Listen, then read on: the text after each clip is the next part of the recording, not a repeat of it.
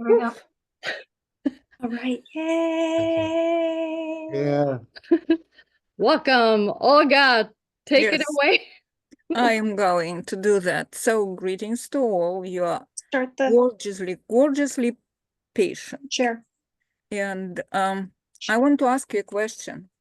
I think very applicable to the topic of our meeting. My question is, what is in the column?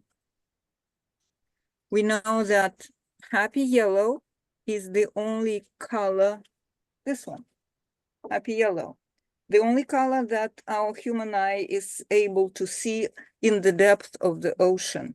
So all the designers of the water equipment have it in their mind. The blue is loved and cherished by all the cultures around the world, and ancient Egyptians loved it and kept grinding their turquoise stones to create their famous blue for papyruses, for sculptures, for costumes, for everything. And shining red, this one, is sourced from the powder of the very special insects. So we see that all the colors are labored from the natural sources most often. Now the question is, what we are mining, laboring those sources, we are trying to get pigments. So then we mix the pigments with water or oil or other substances to use it for all our needs in paint and dye and ink and everything. And our presenters have narrowed the field of their research and labor to the field of plants, to the field of natural plants. Now I want to quote the very interesting quotation, very simple, but however, that man, human being, is a member of natural community, not just a visitor. So when I first saw that delicate and sophisticated set of colors, palette that Ellie and South created within their research and exploration and work, I was absolutely blown away. It was like a magic. I felt it like a magic. I wanted just grab all these beautiful colors and run and paint and paint and paint nonstop. So these magicians, Ellie, South, and Carmen, are going to open their secrets for us today, how they do it, how it came to be. But some of their secrets. But before we start diving in their secrets, I want to tell you that two of these three magicians are disguised today as ordinary people. But Ellie decided to present herself in her authentic self as a real magician in magical mask. Now take it all, and the stage is yours. Sharing the screen.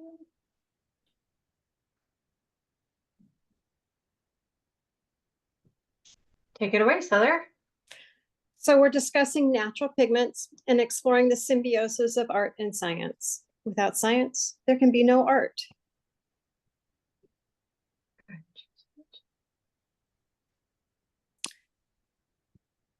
I'm Souther, and I live at Midway Studios. I'm a full-time artist these days. And in the summertime, I've been working with Ellie, and we've just been exploring whatever she desires to explore and in a creative endeavor. We've been doing that for 3 summers, and this summer we explored pigment making and painting with it and dyeing with it and doing all sorts of fun things. Ellie? From what I remember, the way it Introduce yourself, please. I'm Ellie. I live in Arlington. I worked with Souther for the past 3 summers, like she said. Usually doing beadwork, but this summer we still did a little beadwork, but this summer we did dye and natural pigments. What year are you in high school? Oh, I'm in 10th grade, yes. And Carmen? Hi, I'm Carmen. I helped make this person, though she is very much making herself as well. And I am an artist as well. But I moonlight as an artist and have a rather time-consuming day job as well. So nice to meet you all. Okay. And this first slide is as some of the work that we produced with the pigments that we created. And each one of the images in the upper right was created by several artists. The other ones were created by Carmen, Ellie, and myself. Can we go to the next slide? So this is a picture of our process. We are in my kitchen and working with plant material. Ellie is taking notes like a good scientist does as we document all that we're doing. And that's the picture on the right. On the left is an image of all of the colors we came up with this summer. So a bit about the process. An interesting thing is that each of the materials that we used 2 different mordants. And a mordant is what allows the pigment to adhere to paper or to fabric. And there are a couple of different mordants that we use that are non-toxic and pretty safe, and that's alum. And the other mordant we used was cast iron or iron. You can use iron in a couple of different ways. One, you can use a rusty nail and throw it into your solution of plant material, or you can simply use a cast iron pan to boil it down in, or to enhance or alter the pigments. So beside needing a mordant, there are natural dyes that you can get out of some materials. Black walnuts, onion skins, tea, and turmeric, which do not need a mordant of any kind to adhere. They're just they just really attach themselves really well. And that's why those items are really hard to get out of clothes when you stain them with that. They don't like to come out. And they're called substantive natural dyes. And we did use a couple of those. One of them was turmeric, the other one was tea. And what we discovered with those dyes is when you did introduce them to the cast iron, it made those a little moodier, a little darker. So you can use a mordant with them, you just don't need to. The other thing we did was we used a little bit of gum arabic to thicken for more of an ink feel, to thicken the dye, to thicken the material. And then we used clove oil for a preservative to help prevent mold.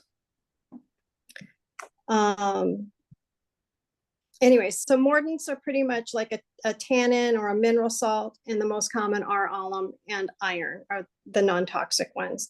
There are other ones, but we get into heavy metals and all sorts of other things that we were not going to explore.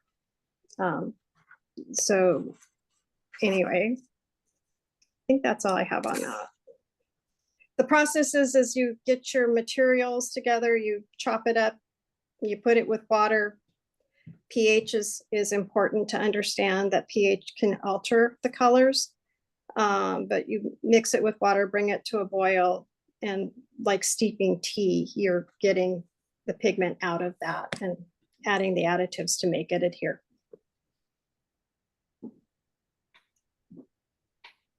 And the next slide. And this is Ellie working on her picture. Go ahead.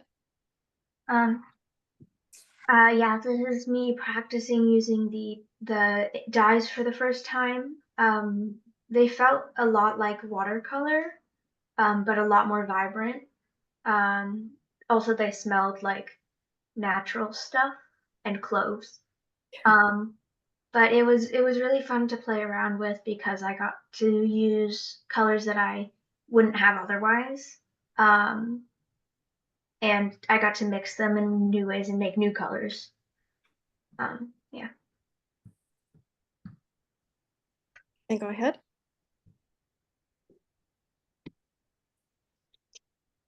This is my piece. I got to stumble on this kind of serendipitously. Ellie came home and there was this box sitting on my sitting on my island, and I went, "What's this?" and opened it up, and it was full of all these little tiny bottles. And she described to me what they'd been working on, and I said, "Well, can I?" And she said, "Yeah."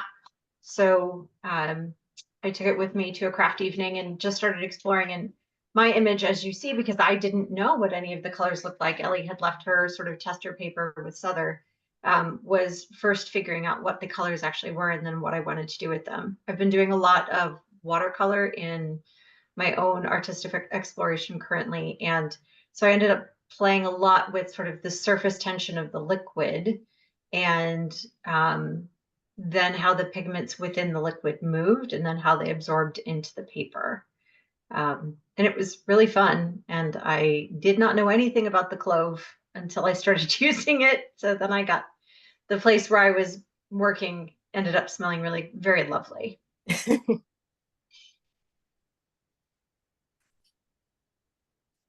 And this is an image of another dye session that this one didn't include Ellie, but some other students, but some of the plant material was the same. And we wanted to talk about some surprises. And a little bit of surprises that you can use the same materials, but they're not always going to come up with exactly the same shade or color. You might, it could be a variation because there's so many variables that go into it. What was the pH of the water that you used on that particular day, as well as other variables. So I just wanted to show some of this is turmeric. Most of this is turmeric and red cabbage, and the red cabbage with different pHs change color. You get a vibrant sea foam or sea green, and then you all the way to pink and purple. It's a very interesting plant material to work with. And Ellie wanted to talk about her surprises. Yeah, I was a little surprised about some of the combinations, or not the combinations, the results. Like avocado, for example, we used the pit and the skin. And when you slice an avocado pit, there's a sort of pink ring around it. And Souther and I had also heard that like online people were saying like, oh, we made like pink dye with the avocado.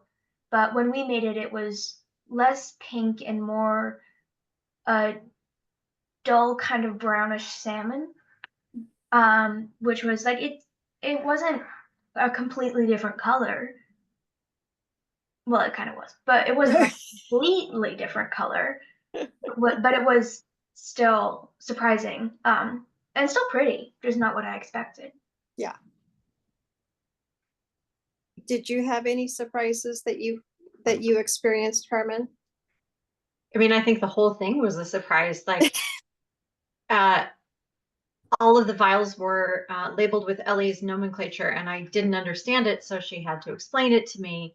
And then sort of looking at it and realizing that these particular colors came from these different vegetables and berries and things was really cool and definitely not expected. I mean, things like the blueberry, yeah, okay, that's definitely blueberry color, right?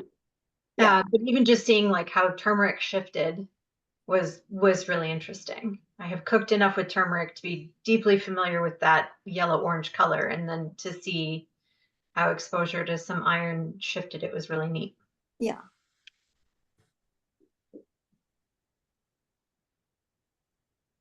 And we come to the end and open this forum up to questions. And should we stop sharing? Because I don't. Yeah, I think we can stop sharing and let people talk. You can unmute yourselves. Oh, looks like Woody and Cece Phillips have a question.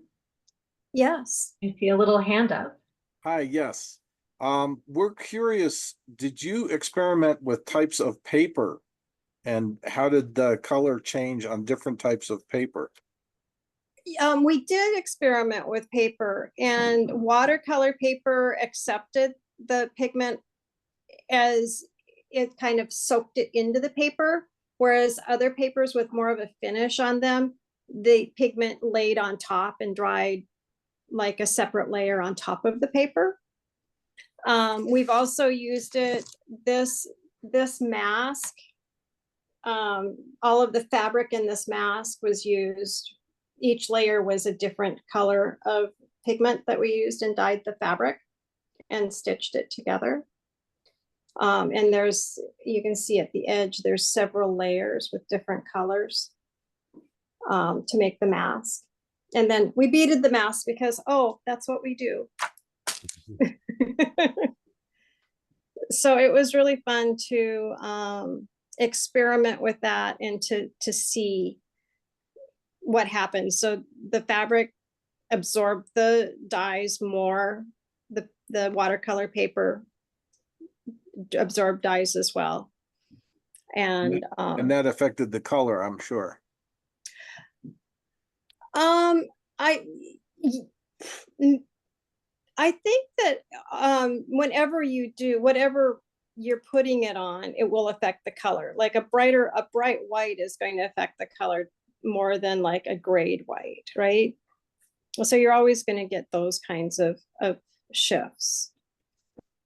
Cool, thank you. Thank you. I had a question in the chat. It was if I had a favorite color. I think I liked most of them were like bluish purples, but I liked the ones that were more like less red blue. I tend to like those colors already, and it was really cool to see how like they were different from, because most of the blues we had were kind of purpley, and not really blue. But there was like one, I forget which natural ingredient it was, but it was quite blue. It might have been actually mixing together multiple, but around my piece on the outside, that like sort of tealish, more deep blue, I quite liked. Did you have a favorite color, Souther? Favorite color. That's a really tough one.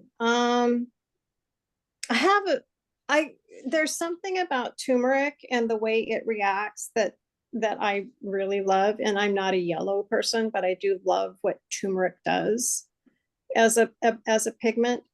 I really enjoyed watching the shift from alum to cast iron and the moodiness that created. So if I had a favorite, no, I don't know that I can say this is my absolute favorite. The whole awe and wonder of them all. I have a least favorite. I think avocado was my least favorite. I like that. Ellie's like, yeah, I agree. Yeah, I didn't like the just boring, gross kind of brown looking Yeah. ones. They just kind of it felt like I could get the similar color with dirt. Yeah. So I don't know why we like I know why we like practice and stuff, but like if in the future I was looking for that color, I would probably go more towards like using a less long process to make Yeah. this color. Yeah. Um,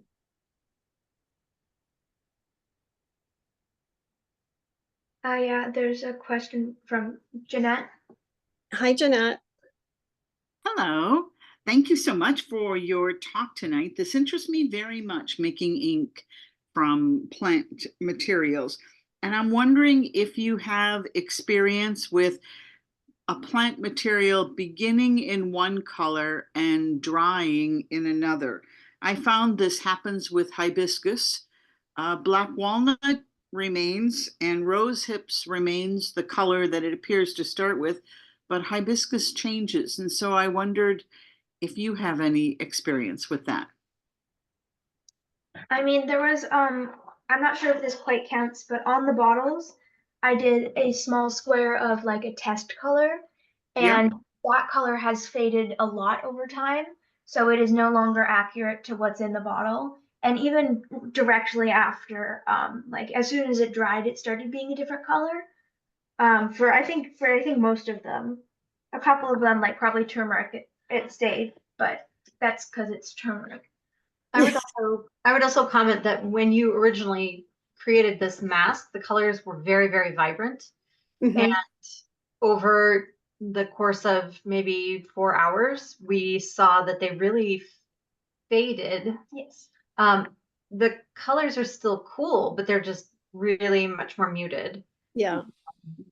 And I noticed that it felt like there was a different palette that Ellie brought home than the one that Souther and Ellie used in their own art, although Souther informs me that I just didn't blend. So Well, what I had said to Carmen was that Ellie mixed a lot of her pigments to get those rich colors in her painting. And the painting, by the way, is still that vibrant and rich. It hasn't faded. So I think that what Carmen did was she just used the pigments as they came out of the bottle and didn't do any mixing. And there was that difference. So if she didn't get different colors, she just didn't mix them to get more colors. yeah. Yeah. We did a bit of layering, which helped. Yeah. Yeah. Yeah. So- And the more you add on it, the deeper the pigment gets. Yeah, that definitely helped. Yeah. And I will say, I don't think that any of the colors faded on the art that I made. Those are still just as strong. They are. So that was interesting. I still have your piece here. I thought that I had sent it home with Ellie, but it's here. And it's still as vibrant as the photograph. Cool. Well, does it There's mean that when your paintings or paintings on fabric are exposed to light, they are not fading? Because some light, ultraviolet part of light is not very good for paintings of watercolor in different colors. That's why museums usually put the protective glass or protective screen before exposing it. And by your description, I have a feeling that your pigments somehow are so strong, then they are not fading under light, is it? I would imagine that sunlight would fade them. Oh, I would think that sunlight would. And historically, a lot of these natural dyes and pigments, especially early on before people discovered mordants, did fade. So the mordants help them remain stable, but it's not bulletproof. I see. Blue colors, blue shades are usually guilty of suffering from the light. Yeah. And I see that you're using blue, and Ellie loves blue, and I love blue too, I have to admit. So it is really one of their favorite colors, not only of lay people, so to speak, but also by artists. That's why one of the first concerns when you expose what you paint is the protection. I have Yeah. to say that some of my paintings suffered from the light. So it is kind of from my own experience, the question is coming. So Yeah. Can I just We have ask that? another question in the chat from Camila. It says, Ellie, what aspects of the research did you enjoy the most? The making and testing of pigments or the results and using them? And also, were some experiments just not successful? I don't think that there weren't any that weren't successful because we had a pretty vague like idea of success. Like I mean the idea of success was it made a color, but if it made a different color than we expected, it didn't fail. It was just different and it was learning. So I don't really think that there was any failed experiments. I didn't do a lot of the research. That was mostly on Souther before we started. And even with the process of making it, I took notes. I did like label the stuff, but I think it was really nice and like interesting to watch her use the materials and like put it through the filter and then take the filter and dry it out separately and how she navigated that.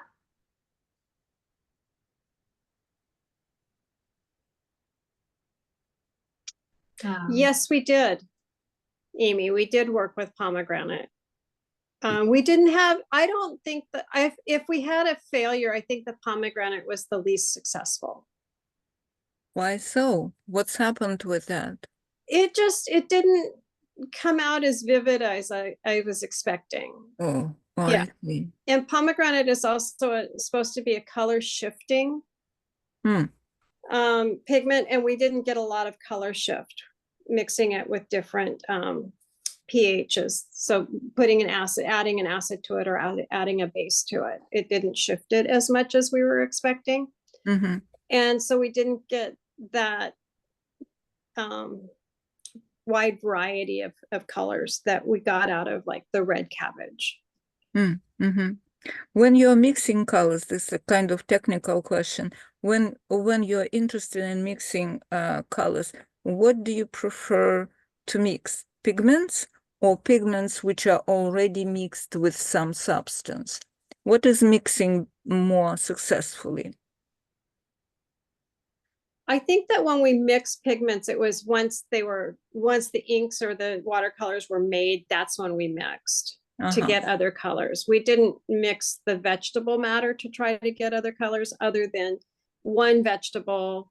Red cabbage is a good example, mixing it with an acid and a base. So you get 3 colors out of red cabbage. You get the color that it is without a acid or a base, so that's the neutral, and then you get a different color with an acid and a different color with a base. We did try 2 different acids on some or on the red cabbage, and we got a variation of, so cream of tartar is an acid and lemon is an acid, and I think the lemon was a little more vibrant than the cream of tartar. So we had tried that.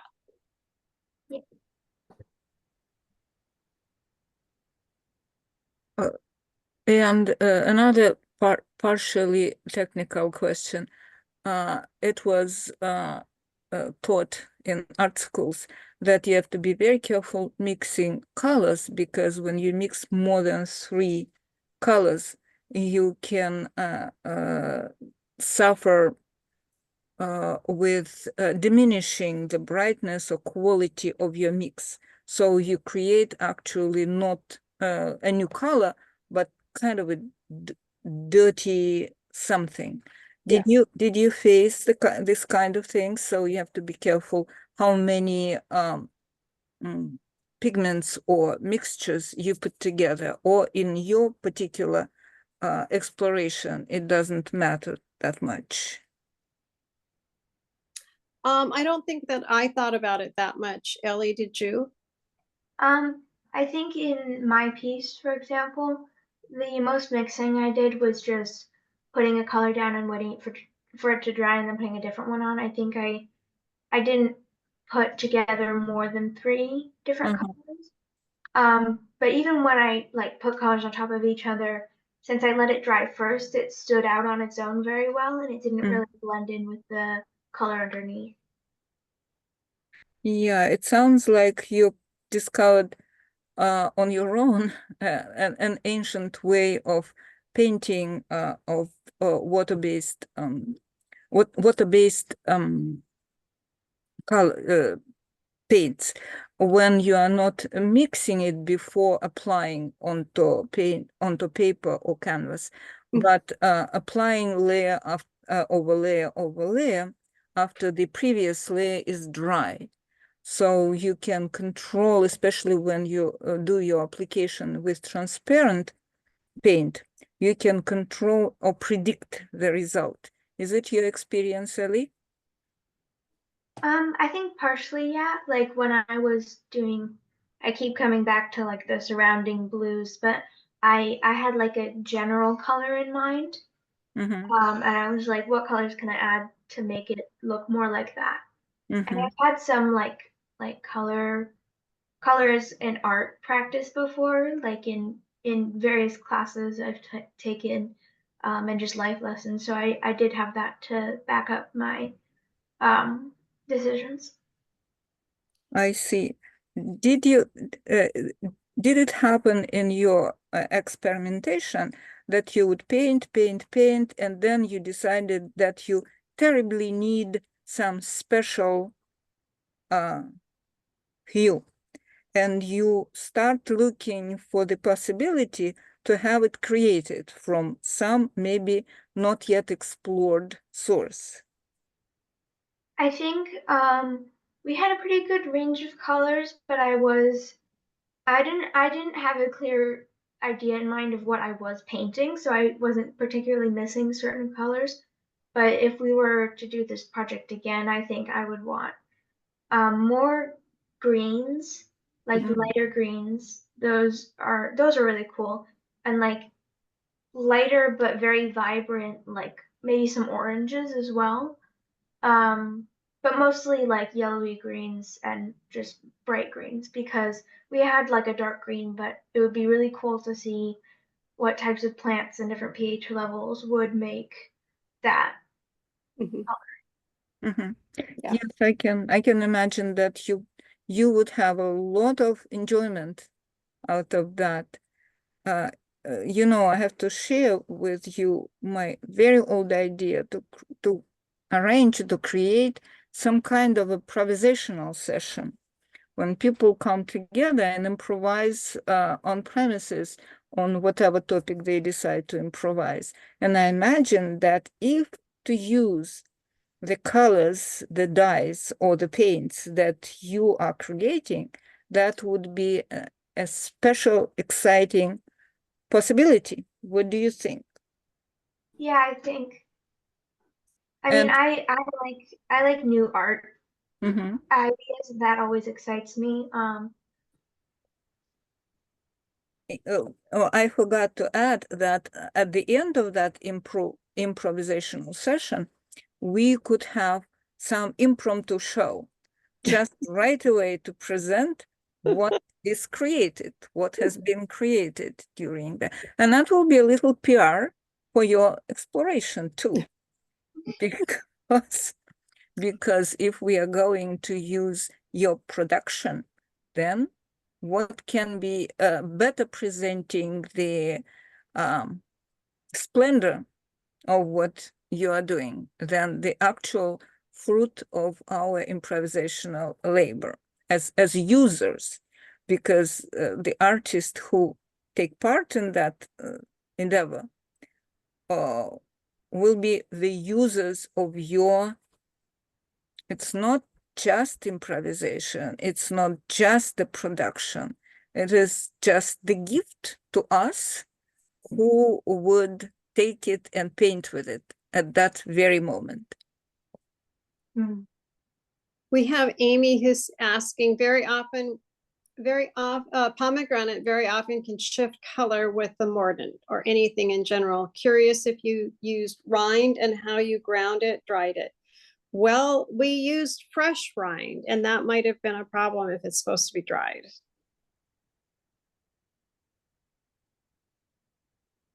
Yes, I know that So, in that building, at least, there are some people who work with fabrics of different kind.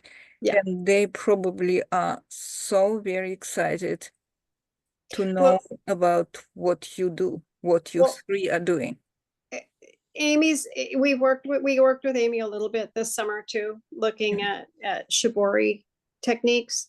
We didn't use our dyes with the shibori techniques, but we did look at that, and Amy is definitely a much more accomplished dye artist than I am. Amy, we should hang out and talk about shibori because I want to learn more about that. Organizes. Hey, you got Can you- another? Can you hear me? I don't know if you can hear me. I'm not at home. I'm traveling. We can hear you, Amy. So congratulations, Ellie. The mask looks amazing. And Southern, this was a very cool project to see. And Ellie, when Ellie came into the studio, it was just like, it was incredibly delightful to watch Ellie sort of just eyes wide open, kind of exploring and just working from that experimental place. It's so amazing to see that. We all know that as artists, and it's just amazing to kind of watch someone in that process. I was a couple of things. I was just going to say the pomegranate, yeah, dried usually, but the mordants also make a huge difference. And so if you were doing like aluminum acetate or straight alum or different things, there's like subtle, Yeah, like, we just used shifts. alum and cast iron are the two mordants we used. And what I found that was amazing about that is that you were doing stuff that was like completely edible. So some of the natural dyes that I use, are very safe and non-toxic, but I wouldn't necessarily like chew on them. So I just thought it was really cool that you were so minimal with what you used, and I just thought the beauty of the array of colors was absolutely terrific. And I was going to say the shibori piece that Ellie did, like without really like just following intuition, was incredible. Like it was just a following of intuition, not a specific like, oh, I know this pattern, so I'm going to fold this pattern. It was more a sense of intuition, and that came out really great. So that was great to see. Yeah, Good job, you guys. It thank was you. so beautiful. Yeah. I believe Souther, you have the shibori pieces or the shibori piece that I made with you. I do. Oh no, I left it. You got it with me. Sorry, it's up in my room. I was misremembering. Yeah, I'd love to see it. It's gorgeous. It is stunning. She made hearts. I don't know how she did it, but she made hearts. There are hearts.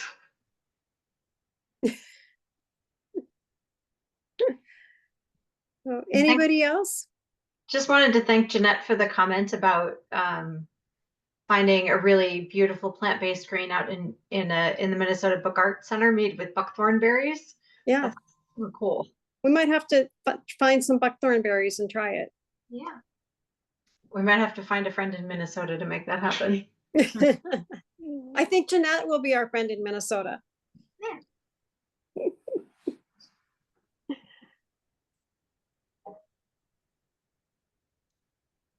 Aw. And that's very sweet, Amy. Hi, this is Sarah. I don't see raise hand on my screen, so I'm waving, but I'm not on camera, so you can't see that either. That's fine. We are not formal. Just keep talking. I'm just curious, and I apologize if I missed this earlier. What did you use to apply the pigments or in the paint that you made? Were you using brushes? Did you try your fingers? Like, what did you use as an applicator? For my piece, I took the brush and used the bottle and squeezed like a droplet or so onto the brush because I didn't have like a super set out like palette. But I also practiced a bit with just taking the bottle and like pouring directly onto the paper. And I did that with this a lot too. Like there are a bunch of like circles and stuff. That's what that was. That was experimenting with surface tension like she did with her piece. And experimenting like how much ink could I put before it like exploded everywhere. Not exploded, but and how could I make the texture I wanted with just like the bottle. So we put all of the pigments into bottles with fine tips, like an ink pen. So you could use it similar to a pen, although it wasn't as controllable as a pen. Yeah, there, Ellie's got the bottle. In my painting, I used a brush and treated it like watercolor. I actually did more of a wet application. Like I wetted my paper first so I could get a good bleed of colors so that they would bleed together kind of in that type of a application. So we all kind of did something different. I'm not sure how Carmen used hers. It was in large part actually drawing with the bottles. Like ink, yeah, like a pen. Yep, like just using it as though it were a pen. The batch that Ellie brought home was really watery, which is fine. But that's what seemed like it needed to happen. So I didn't actually use a brush at all with mine. Is it possible to use these inks in calligraphy, for example, using pens, calligraphy pens, or it has to be finer powdered, the pigment? I would imagine you could use it with that. We didn't experiment with calligraphy or calligraphy nibs. I feel like we would probably have to do a little bit of work on the material as well. Yeah. To make it compatible with the pen, and also so it like wouldn't separate, because like if it wasn't combined well enough, like if there were chunks, they might sink to the bottom and that might clog up the pen. So we would probably have to do some fussing around with that, but I could definitely see that working. That would be pretty cool. It's very interesting because I noticed that almost in all your paintings, there is the presence of linear designs, not only of shades or spots or bleeding colors into each other, but also linear, and combination of linear color and broadly painted area probably would give you much more possibilities if you're experimenting not only in producing colors, but also using them, which is obvious. It looks like one part of the pleasure is making colors and another part of the pleasure of painting with them or dyeing or using them as dyes. So that would be interesting to see if it's possible to have it that fine, because to put it in pen, you have to have a very clear and fine liquidish ink. Otherwise, it will stuck into pen and will not go onto paper and will not produce the line. So I'm looking forward to seeing if it's possible. Do you have nibs? Do you have calligraphy nibs? I don't. I have to look into my little storage. I'm not using it now.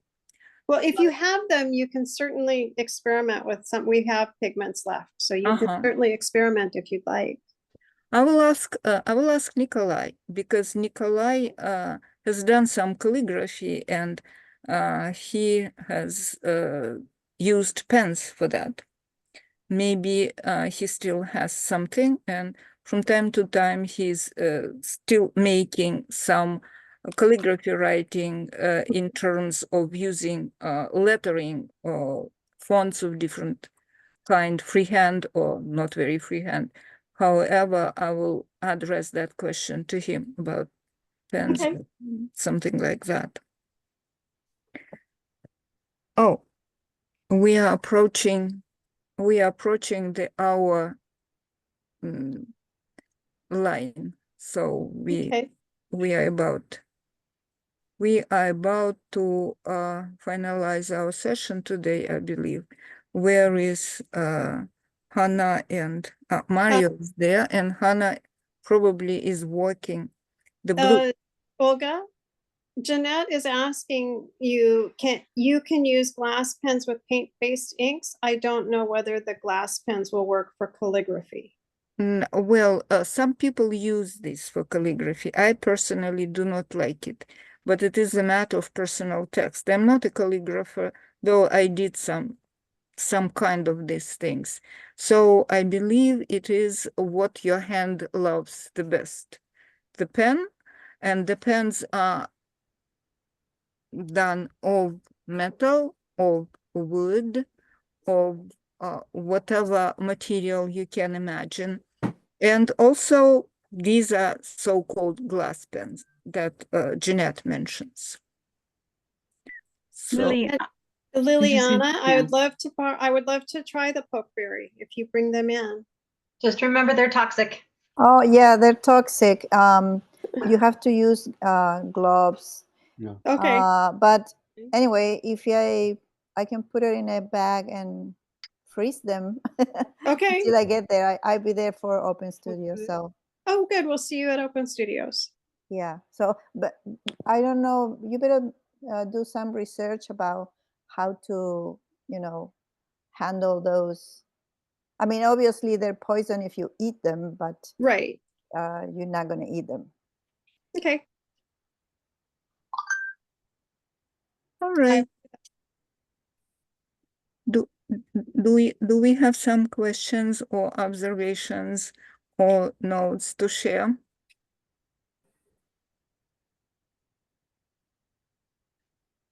Well, I appreciate everybody joining in. It's been a wonderful discussion. It was so interesting, and just from the point of sheer user to the point of being a little bit more educated how it comes to life, all these things that we are using in our professional work. It is truly and really very exciting. Thank you very much. Sauter, Ellie, and Carmen, for sharing your knowledge, your exploration, and your beautiful pictures. And I hope that we will make more of pictures and pigments. Thank you very much. Thank you. Thanks for having us. Thank you. Thank you.